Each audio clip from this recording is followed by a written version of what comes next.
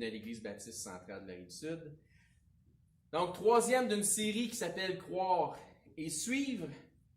Et le titre du message aujourd'hui s'intitule « Où sont mes bénédictions? » Hein?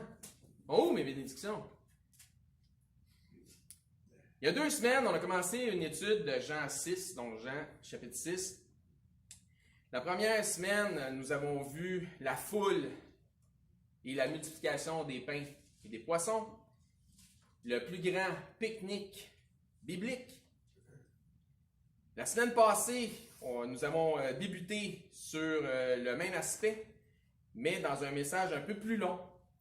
Nous avons terminé sur la possibilité, je dis bien la possibilité, d'une image eschatologique liée au fait que Jésus a marché sur la mer.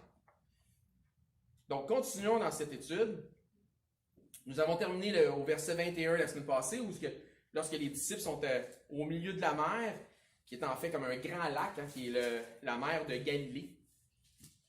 Donc, ils sont dans une misère, dans une barque, mais qui est pris au milieu d'une tempête. Image, encore une fois, image possible des tribulations que devront endurer certains des disciples de Christ dans les temps de la fin.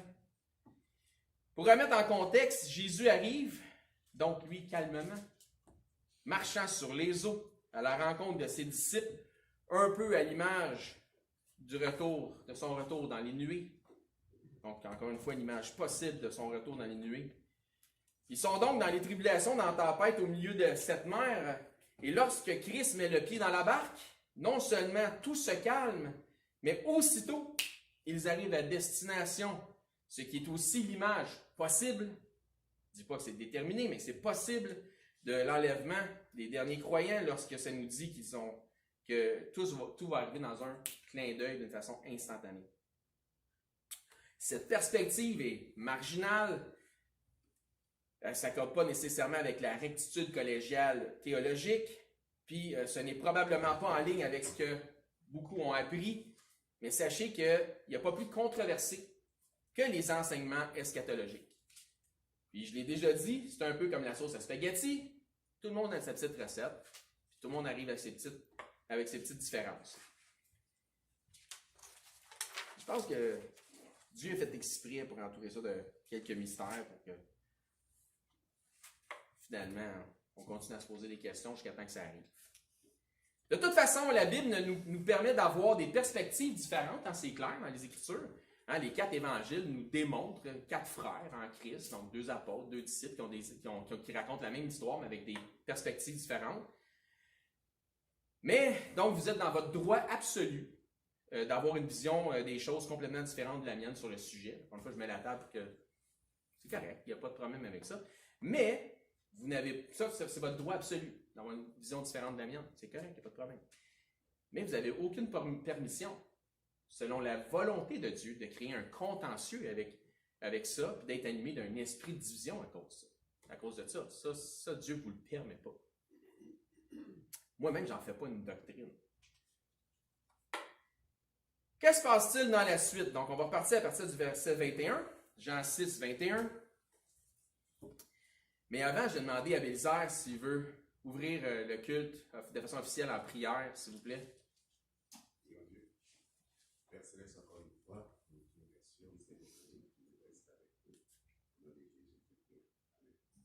Amen, merci. Jean 6, 21, on va lire jusqu'au verset 26. Il voulait donc le prendre dans la barque, et aussitôt la barque aborda au lieu où ils allaient. Aussitôt. La foule qui était restée de l'autre côté de la mer avait remarqué qu'il ne se trouvait là qu'une seule barque, et que Jésus n'était pas monté dans cette barque avec ses disciples, mais qu'il était parti seul. Le lendemain, comme d'autres barques étaient arrivées de Tibériade, près du lieu où ils avaient mangé le pain, après que le Seigneur eut rendu grâce, les gens de la foule, ayant vu que ni Jésus ni ses disciples n'étaient là, montèrent eux-mêmes dans ces barques et allèrent à Capernaum à la recherche de Jésus. Et l'ayant trouvé au-delà de la mer, ils lui dirent « Rabbi, quand es-tu venu ici? » Jésus leur répondit, en vérité, je vous le dis, vous me cherchez non parce que vous avez vu des miracles, mais parce que vous avez mangé des pains et que vous avez été rassasiés. On va essayer de décortiquer un peu le texte. Dans le verset 22, ça dit « La foule qui était restée de l'autre côté de la mer avait remarqué qu'il ne se trouvait là qu'une seule barque et que Jésus n'était pas monté dans cette barque, dans la seule barque qu'il y avait avec ses disciples, mais qu'il était parti seul. » Jésus est parti seul? Pas de barque. La foule de la veille est toujours près de Tibériade où ils sont revenus là parce que Jésus était resté là. Donc, ils se sont dit, on va retourner voir Jésus. On sait que Jésus est resté là. Là, ben, ils cherchaient Jésus, mais Jésus n'était pas là. Mais si vous vous souvenez, Jésus avait obligé ses disciples à monter dans la barque. On a vu ça dans Marc 6, 44, en comparant les Écritures avec les Écritures. Ça nous dit, ceux qui avaient mangé les pains étaient 5000 hommes. Verset 45, aussitôt après, il obligea ses disciples à monter dans la barque et à passer avant lui de l'autre côté vers Bethsaïda, pendant que lui-même renverrait la foule. Allez-vous-en, moi je vais rester ici. Là, la foule ne comprend pas rien. Ils ne comprennent rien. Il y avait une seule barque. Les disciples de Jésus sont partis avec. Jésus est resté ici, mais il est où Jésus s'il n'y a pas d'autre barque?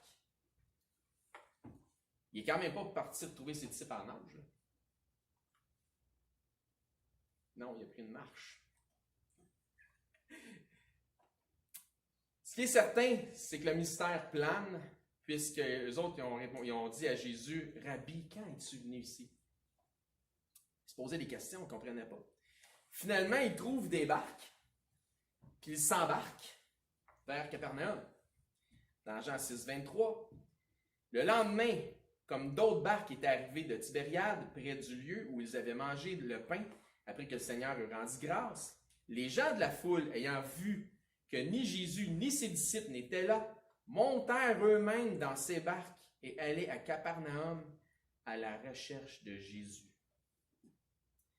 Maintenant, ça nous parle des gens de la foule. Si nous souhaitons raisonner avec une bonne perspective, c'est certain que la foule ne devait pas être complète le lendemain comme elle l'était la veille. Ça doit être une foule réduite. Il y avait 5000 hommes, plus femmes, plus enfants la veille, donc c'était probablement pas les 5000 hommes, femmes et enfants qui étaient revenus le lendemain. C'est définitivement une foule qui part à la recherche de Jésus, mais probablement qu'une partie du nombre de la veille. Qu'est-ce qui m'amène à cette perspective? Premièrement, le fait que la veille, Jésus a renvoyé la foule, donc ils sont tous retournés chez eux. Donc, la nature humaine étant, c'est certain que ceux qui sont venus n'étaient qu'une partie seulement. On a juste à regarder les bancs de l'Église. On va comprendre. C'est quoi la nature humaine? De quoi je parle? Deuxièmement, donc il y a des bancs vides. Il n'y avait pas de barque et finalement, ils trouvent des barques. Ils sont passés de 0 barque à assez de barques pour 10 ou 15 000 personnes. Ça serait assez surprenant. C'est pas la multiplication des barques qui a été faite, pain et de poisson. Pensez-y, il y avait 5 pains, 2 poissons pour 5 000 personnes, mais soudainement, il y aurait eu comme 500 barques. Il n'y avait pas de barque. La seule raison pourquoi je mets de l'emphase là-dessus, c'est seulement pour vous aider à avoir une perspective, pour vous positionner dans le lieu et dans le temps. Rien que pour ça. Tu sais, de figurer que, ouais, ok, il n'était peut-être pas les 15 000 ou peu importe, là, tu sais, 5 000 plus hommes plus enfants, tu sais, j'approximative à 15 000 qui se sont pitchés dans des barques le lendemain. Ils ne sont peut-être pas revenus au complet. Donc, au verset 24, ça nous dit « Les gens de la foule ayant vu que ni Jésus ni ses disciples étaient là. » Donc, les gens de la foule ne veut pas nécessairement dire la foule au grand complet. Autrement dit, s'il y avait 250 personnes au lieu de 5 000, je ne suis pas en train de dire qu'il y avait 250 personnes, je ne sais pas combien il y en avait, c'était quand même une foule de gens constituée des gens de la foule qui étaient là la veille. On sait le nombre approximatif de la foule, qui a été nourrie par Jésus, parce qu'il y avait 5 000 hommes, plus femmes, plus enfants, donc on a une idée de l'approximation, mais on ne sait pas le nombre de ceux qui l'ont cherché le lendemain jusqu'à Capernaum. Ça, on n'en a pas d'idée. La veille, les disciples de Christ obligés par Jésus, sont partis des environs de Tibériade, sur la mer ou le lac de Galilée, pour aller en direction de Bethsaïda. Mais quand Jésus les a rejoints, ils les ont accostés à Capernaum, donc avant Bethsaïda. Donc, c'est une traversée qui est en angle. OK? C'est un lac. OK? Puis ici, tu as à peu près Tibériade. Puis là, c'est un gros lac qui appelle la mer de Galilée. Puis ici, tu as à peu près, tu as Bethsaïda. Mais entre les deux, tu as Capernaum. Si tu vas vers Bethsaïda, ça ne veut pas dire que tu vas à Bethsaïda, mais tu vas à Capernaum. Donc, c'est une traversée qui se fait en angle. C'est rare que je fais dos à la foule quand je prêche, mais... Donc, ils vont donc partir à la recherche de Jésus en se disant, on va trouver ses disciples. Les autres, ils doivent savoir ce qu'il est. Notez que la foule qui cherche Jésus ne sont pas des gens qui sont des disciples de Jésus nécessairement, parce qu'il y a une distinction qui nous est proposée entre ses disciples et ceux de la foule. Néanmoins, ils le cherchent, puis le Seigneur nous dit qui cherche, trouve, puis ils vont le trouver. Dans Jean 6, 24, les gens de la foule, ayant vu que ni Jésus ni ses disciples n'étaient là, montèrent eux-mêmes dans ces barques et allèrent à Capernaum à la recherche de Jésus. Et l'ayant trouvé au-delà de la mer, ils lui dirent, Rabbi, quand es-tu venu ici? On observe deux choses ici. La première, quand ils l'ont trouvé, ils lui ont dit Rabbi. Rabbi veut dire maître dans le sens d'un enseignant. C'est pas quelque chose qui n'est pas correct là, de l'appeler Rabbi, mais ça nous témoigne que dans leur perspective à ce moment-là, ils le voyaient, c'était pas comme les disciples de Jésus qui l'appelaient Seigneur. Eux autres le percevaient plutôt comme un enseignant religieux. Ils le plaçaient au même niveau que les enseignants parmi les pharisiens ou les sadducéens, peu importe. Morale d'histoire, plusieurs, voire même des foules, peuvent venir apprécier ce qui est dit, ce que Jésus enseigne, ce que Jésus dit, mais pas pour autant en faire leur Seigneur. C'est pas parce que tu aimes ce que Jésus dit que Jésus est nécessairement ton Seigneur. Donc, quand on vient à l'Église, pour faire un parallèle, pour écouter de la prédication biblique, la question c'est, est-ce qu'on vient juste parce qu'on aime ce qu'on entend? Parce que ça nous enseigne, quoi que c'est correct. C'est une bonne chose. Tant mieux si vous aimez ce que vous entendez. Puis tant mieux si ça vous enseigne. Il faut que ça vous enseigne. Mais c'est-tu pour ça? Ben oui, en partie. Parfait. Ce qui est correct à la base. Mais ne devrions pas plutôt venir parce que Jésus est notre Seigneur. Puis c'est sa volonté qu'on se réunisse ensemble puis qu'on vienne entendre la prédication. Puis tant mieux si on aime ça. Puis oui, tant mieux, il faut que ça nous enseigne. Mais l'idée première, c'est qu'on vient parce que Jésus est notre Seigneur. Demandez, c'est quoi? Donc, par obéissance, par amour au Seigneur.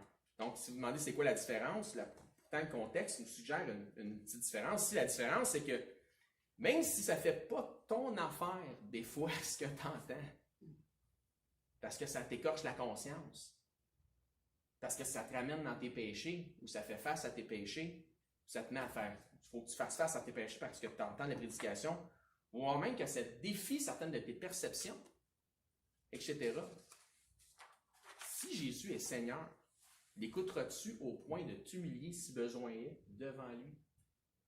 Au point de dire, merci Seigneur de m'aimer suffisamment pour me corriger par l'enseignement de ta parole, par la prédication de ta parole, même la lecture de ta parole.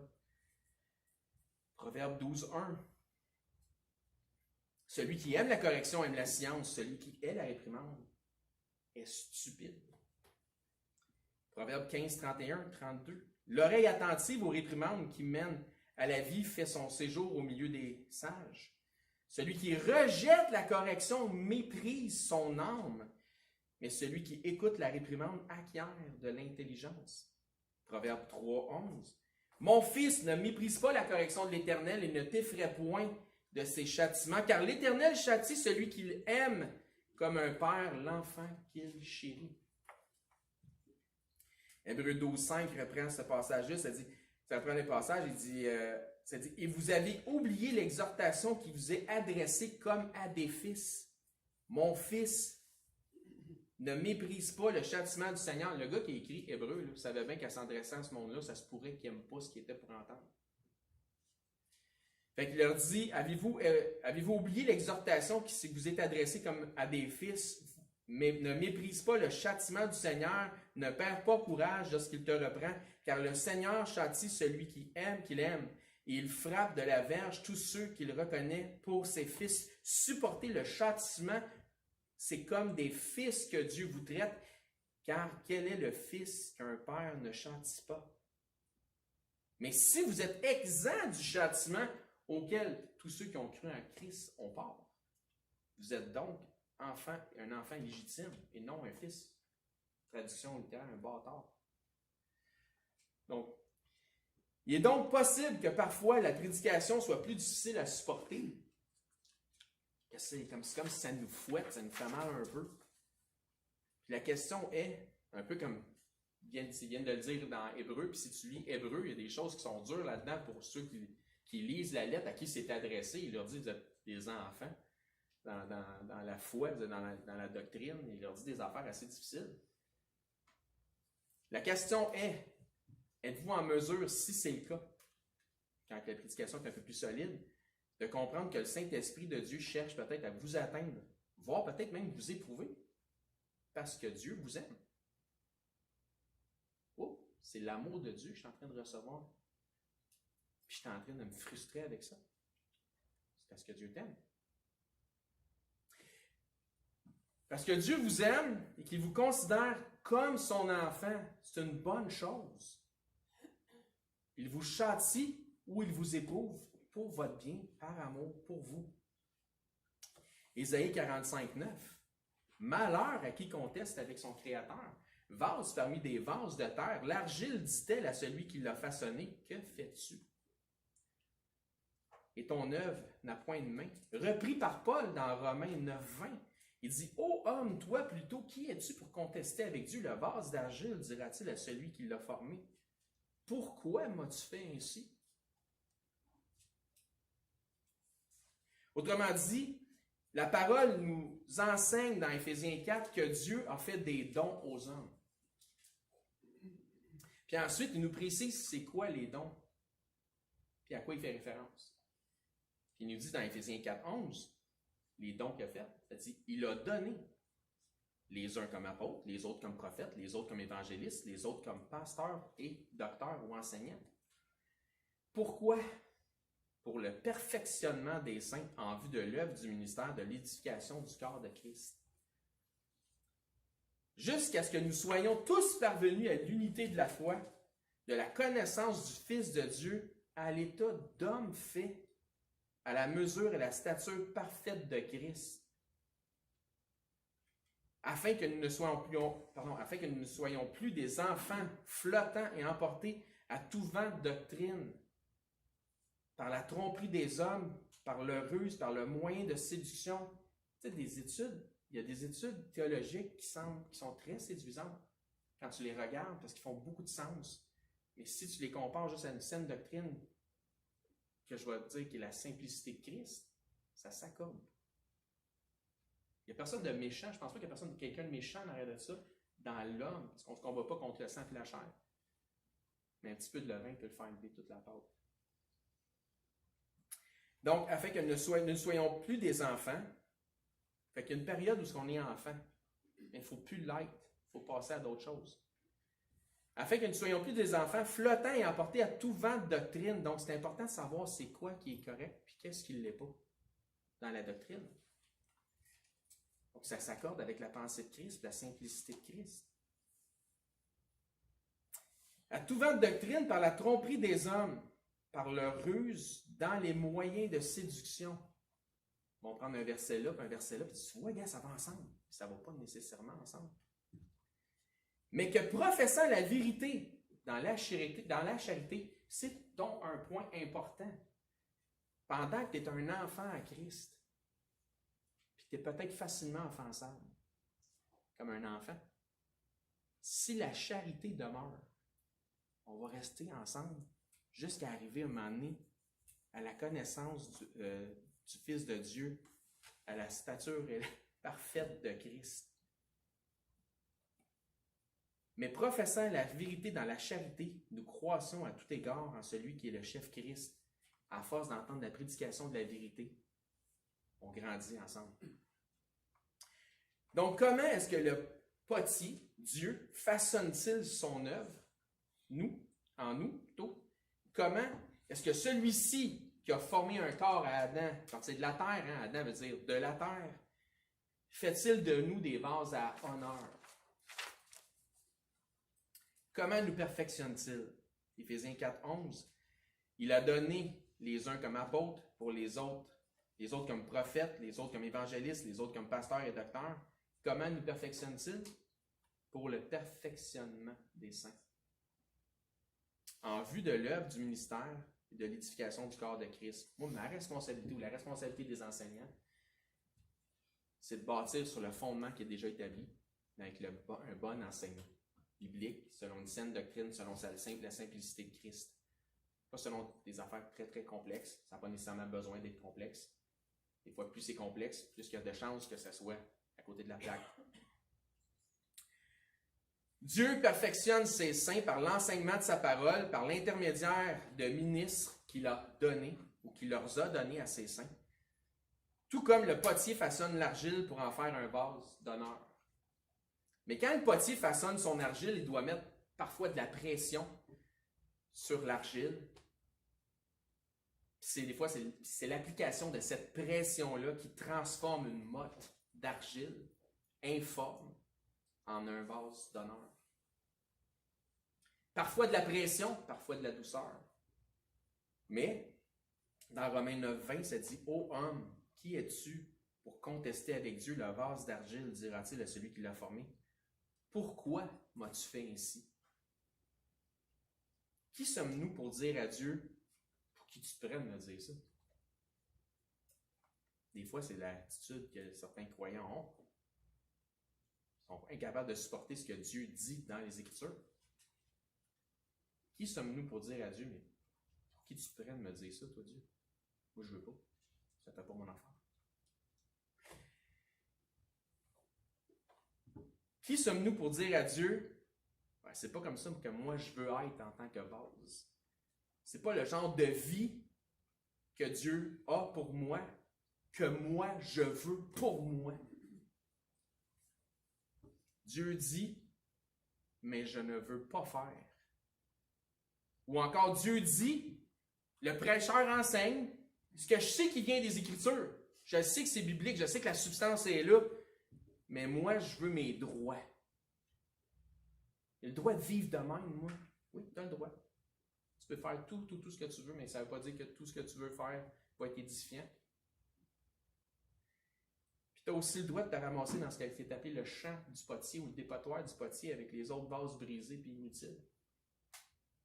Tout ce qui mettait toutes les vases qui avaient craqué et irrécupérables. Romains 19, 18.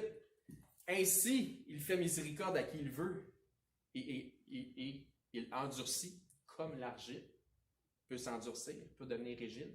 Et il endurcit qui il veut. Tu me diras, pourquoi blâme-t-il encore? Pourquoi Dieu blâme-t-il encore? Car qui est-ce qui résiste à sa volonté? Qui est-ce qui résiste à la volonté de Dieu? Tout le monde peut résister à la volonté de Dieu par leur libre arbitre. Mais Dieu va quand même accomplir ses desseins, peu importe ce que tu fais avec ce qu'il te demande. Que tu obéisses ou que tu désobéisses, le résultat final pour Dieu ne change pas. Il va accomplir ses voies.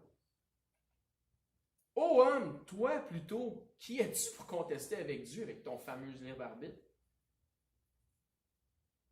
Le vase d'argile dira-t-il à celui qui l'a formé, pourquoi m'as-tu fait ainsi? Oui, il y en a. Donc, celui ou celle qui résiste à la volonté de Dieu, à l'enseignement de sa parole, s'endurcit contre Dieu. Quand l'argile devient rigide, le potier fait quoi? Pardon, frère? Il l'humecte avec de l'eau. Quand le croyant endurcit son cœur à l'enseignement de la parole, Dieu ajoute encore davantage l'eau de la parole. Mais si le vase continue à s'endurcir, il va finir par fendre, craquer. Car Dieu peut bien le laisser s'endurcir. Car Dieu résiste aux orgueilleux. qui font fi de ses enseignements, puis qui tournent le dos à la parole pour accomplir et justifier leur propre voie.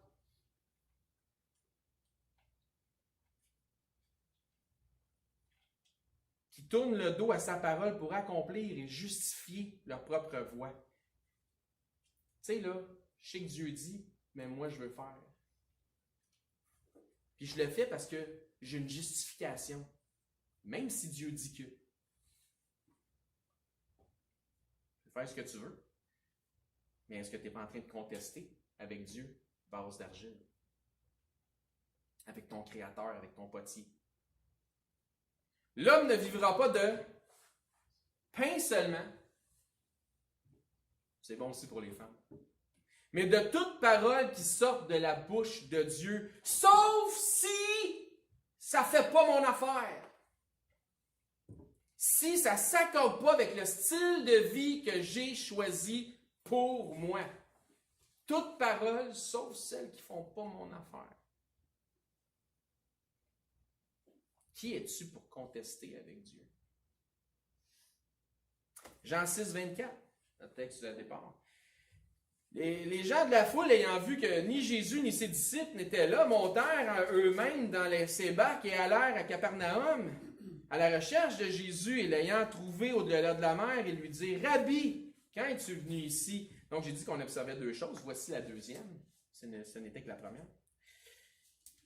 La deuxième est le fait qu'ils n'ont pas demandé à Jésus comment Jésus tu es venu ici, mais plutôt quand. C'est mineur, hein? Je sais que c'est mineur, mais ça m'a quand même frappé. Puisque s'il n'y avait pas de barque pour Jésus, de plus, c'est pas le genre, tu sais, de trajet de plaisance que tu fais à rame tout seul, sans compagnon dans ta barque. S'il avait demandé comment est-ce que tu es arrivé ici, il aurait été assez étonné de la réponse. Je suis venu en prenant une marche. Sur l'eau. Non. Quand? Je pense que le comment est plus intéressant. Jean 6, 2, au début de notre texte d'étude, une grande foule le suivait parce qu'elle voyait les miracles qu'il opérait sur les malades. Il saute au verset 25. Et l'ayant trouvé au-delà de la mer, il lui dit: Rabbi, quand es-tu venu ici? Verset 26, Jésus leur répondit: en vérité, je vous le dis, vous ne me cherchez non parce que vous avez vu des miracles. Mais au début, il était avec Jésus. Pourquoi? À cause des miracles qu'il faisait. Là, il dit: oups, là, vous ne me cherchez pas parce que vous avez vu des miracles, mais parce que vous avez mangé des pains, vous avez été rassasiés. Oups. Hein? La raison pourquoi ils suivent Jésus vient de changer. Au début, il est où Jésus? Il fait des miracles. On va le voir parce qu'il fait des miracles, parce qu'il guérit nos malades. Et après ça, on s'en va le voir. Puis Jésus dit: oh, là, vous n'êtes pas ici parce que vous avez vu les miracles quand j'ai guéri vos malades, mais parce que vous avez été nourris et rassasiés.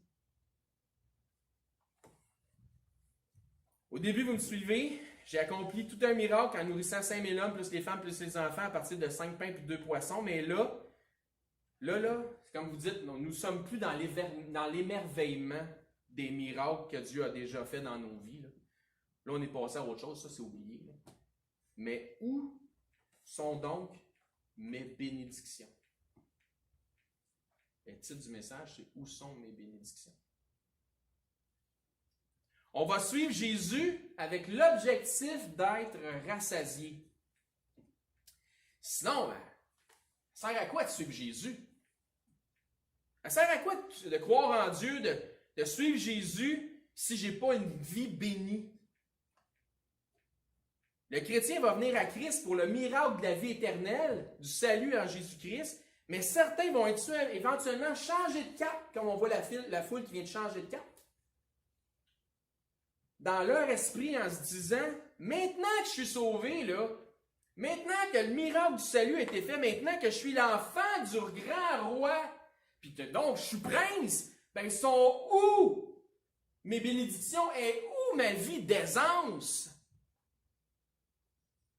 À quoi ça sert de suivre Jésus si je ne suis pas rassasié, si mes finances vont mal, si j'aime pas ma job va mal, puis si j'ai tout plein de problèmes, etc., ça sert à quoi de suivre Jésus?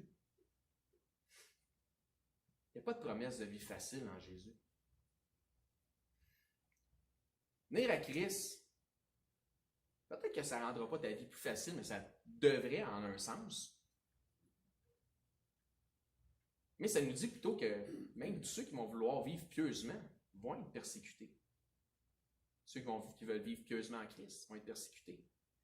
Donc, ça semble pas super aisant quand tu y penses, quand tu regardes les tribulations que Paul a subies. Il nous fait une description à un moment donné de toutes les tribulations qu'il a subies, comme il a été lapidé, il a fait naufrage, il a été emprisonné, il a été fouetté, battu, épouvantable. Quand tu regardes Pierre qui a été mis en prison, en fait, il était persécuté. Donc, tous ceux qui veulent vivre pieusement en Jésus-Christ vont être persécutés. Au moins, ça rend ta vie définitivement, tout d'un coup, supportable. Parce que ça devrait lui donner un nouveau sens à ta vie. Jésus-Christ devrait donner un nouveau sens à ta vie. Une nouvelle direction, un nouvel objectif, une nouvelle réalité. De sans espoir que tu étais, dans le chemin que tu suivais. Tu es devenu victorieux par la victoire que Christ a eue sur le monde, sur la mort, sur l'enfer, sur le diable. Tu deviens héritier de cette victoire. Puis la nouvelle créature en Christ que tu es devenu, étant ce que tu es maintenant, tu devrais mettre l'emphase sur les choses à venir que les choses présentes. Donc sur les choses éternelles plutôt que les choses temporelles. Sont où les bénédictions? Sont là les bénédictions. En Jésus-Christ. Prions. Frère Dominique, c'est comme une culte en prière, s'il vous plaît.